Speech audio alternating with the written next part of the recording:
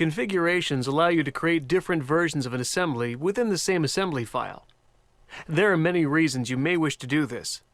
You might need a simplified configuration. You might create a configuration where all purchased components are hidden. You may wish to show internal components. There are countless valid reasons for creating assembly configurations. In this lesson, we'll examine the process of generating an assembly configuration. An assembly by default will have one configuration. Its default name is appropriately default. To reveal any available configurations in an assembly, simply activate the Configuration Manager using the tab at the top of the Feature Manager. Here you see the default configuration of this assembly. To add a configuration, right-click on the name of the assembly or anywhere in the blank space of the Configuration Manager and select Add Configuration. The Add Configuration Property Manager will appear.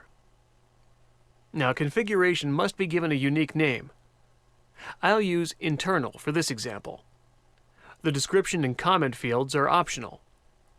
If the configuration name you select is not descriptive, such as a part or catalog number, I highly recommend using the description field. The next section offers options that affect the way this configuration will be displayed in a bill of materials. SOLIDWORKS gives you full customization over how you'd like your bombs to look, but for this example, I'll leave the default settings. We'll cover the advanced and parent-child options, which will be covered in detail in the next couple of lessons.